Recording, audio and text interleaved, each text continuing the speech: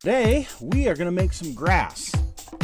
No, I'm not in Colorado, so it's not going to be that kind of grass. It's our techniques that are so simple and sensible, your models will practically build themselves.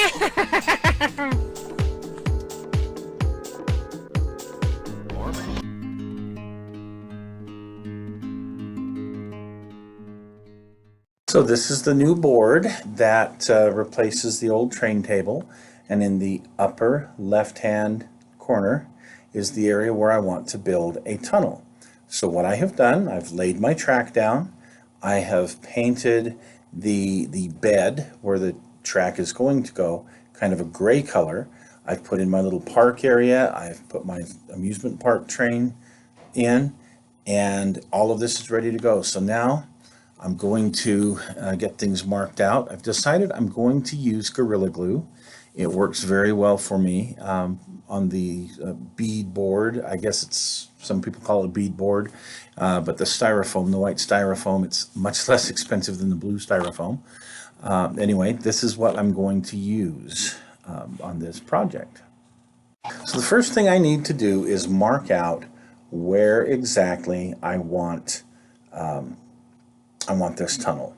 And so you can see here that I've taken a Sharpie and I have marked a good 1.5 inches inside of the track here, so that there's going to be plenty of clearance on the side.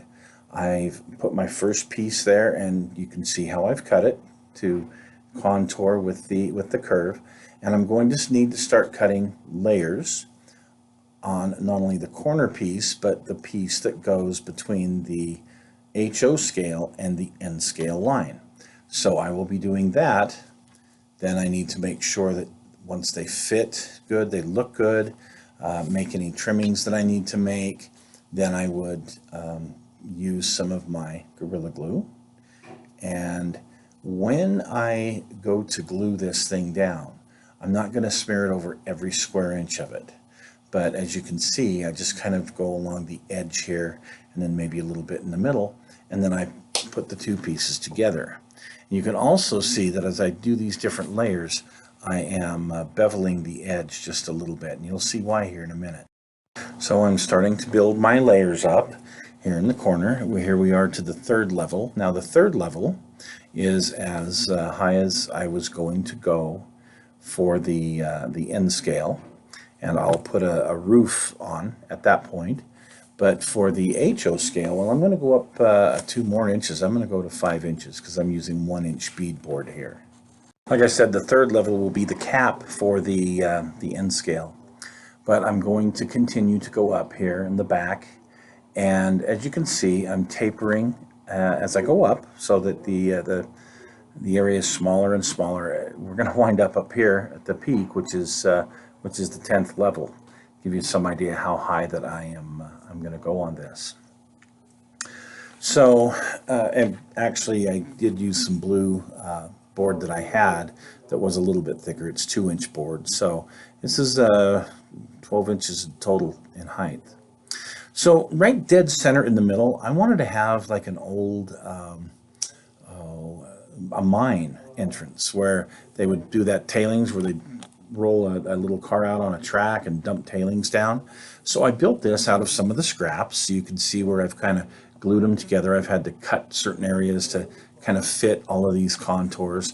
And then this nice flat piece is where the train track is going to come out. And here's a little bit better view of the opening. So you can see that when I got up to a certain level, I had to make sure that I was leaving this opening, this mine opening, if you will. So I went ahead and got that pinned in there. One thing I noticed when I did all of this was that the mountain looked very half roundish. So I needed to put some ridges in it. And to do the ridges, what I did is, well, I glued together 5 pieces here, cut them, shaped them. You can see where I've made some chips in them, some little cuts in them, and I went ahead and glued those and pinned those into place right here to be one of my little ridges. Hopefully this will turn out okay. I've never really done this before, so we're just playing it by ear to see how it goes. Again, this is my first tunnel, my first mountain ever.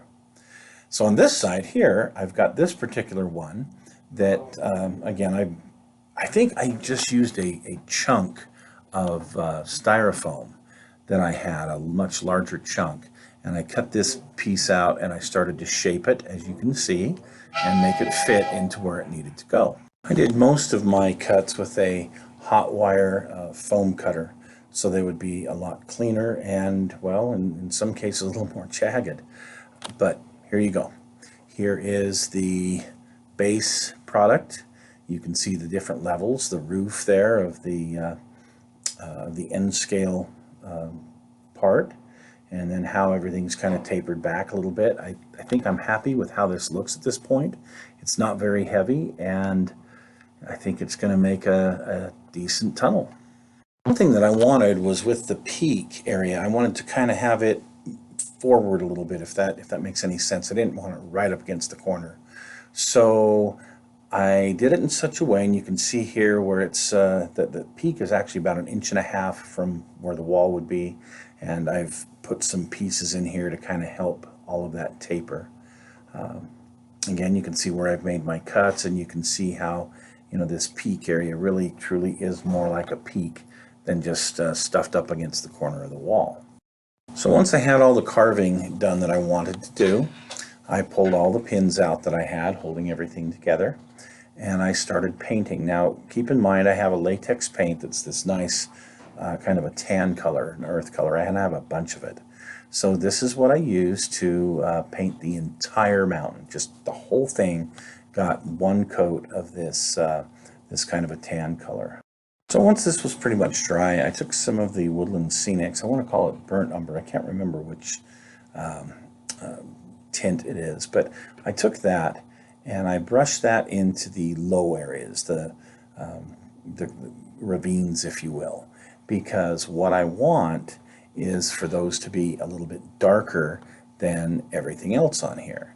And you can see part of my, on the right hand side, I've thrown a little bit of dirt just to kind of see what it's going to look like. So to continue on with the color, I then used this yellow ochre, and I took my little sponge brush, and in some areas I kind of brushed it on. You can see here where I've still got the dark areas, but now I've put some of this yellow ochre in to help blend, if you will, some of the colors of some of the rocks. And I'm really starting to like how this whole thing is coming together at this point.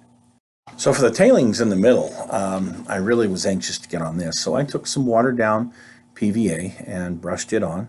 And then I used some different colored sand that I had. I even used some powdered rust on this. So I had, you know, the orangey red color. I had some green. I had some orange. Just a whole bunch of different colored sand to try and simulate this, well, this tailings pile, if you will. Once all of this was finished, I took a light gray acrylic paint that I had, and I dry brushed it onto the high ridges on this. So it would pick up the ridges, it would really highlight them. So you can see here, before I do the rest of the groundwork, there's a lot of contrast between the dark, the medium, and the light. But that's okay. I think things are going to be all right. So I take my mixture, which I call Utah dirt, which is just some regular dirt from road grit, actually, from here, and some of the red sand. I mix that together, and I painted this little area here with some of the glue mixture, and I sprinkled that on, along with some coarse turf by Woodland Scenics. It was conifer green, if I recall correctly, and just sprinkled a little bit of that on. And I took this picture in the house with a lamp behind it, and I thought, wow, this really looks like Southern Utah. I like this. This is going to be a good effect. So before I finished up everything, I put it down, I measured, and found that, ooh, I really needed to extend my tunnel just a little bit more. So here you can see I've cut 3 more layers, and I've put that in. The tunnel portal, well, I've got a video on how to make that. I'll try to put a link to that in the description. So I went ahead and covered the whole thing now on the outside with that Utah dirt and some of that fine or coarse turf. Now let's work a little bit on the inside. You can see the inside of the extension here and how that worked out. What I need to do now is I need to do the inside of my tunnel, and part of it I had already used my my different color techniques to kind of get the inside, but now I've got to finish all of it and the HO. So what I'm going after is this. This is called the Tintic Slant Tunnel, and it is in Utah, and place that I've been before. There's a video about this that I've got on the channel as well. You can see the top, how it's nice and sooty from trains over the years. So I tried to simulate this the best I could, again by doing all of my surface inside with the brown or the tan, the yellow ochre, the burned umber color. And then here at the top, how I kind of got this grainy thing was that I took a lighter. And I just ran it along the inside there and kind of melted all of that plastic to kind of give it that weird rocky look. And you can see here what I've done with it as well. Now, I decided I wanted to light not only the train tunnel itself, but the mine.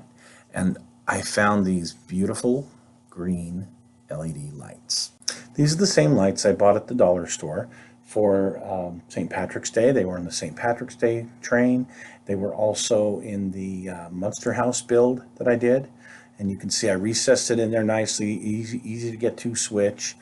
The lights are well hidden. I've got like 3 of them in the main tunnel for the HO scale.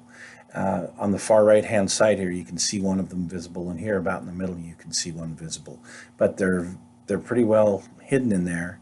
And I ran the wires through and on up to the mine, so the mine will be lit. That'll be a lot of fun.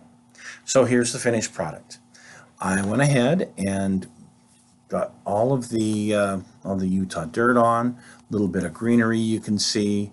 My tunnel portals are all in place now. And I even put a little tunnel portal up at the mine entrance, or the mine, well, where the little mine thing comes out. So once I put this down though, and I started to run a train on it, I found there was a little bit of a problem. See how that lights up? It's so flippin' cool. I love it. The problem was, well, it sat a little bit too low. So what I needed to do is I went ahead and I put one more level at the very, very bottom, and then I had to repaint things and raise everything up. But you know what? It worked out great, and everything seems to be running well now. So thanks for joining us. I hope you learned something about how to build a tunnel. This was my first.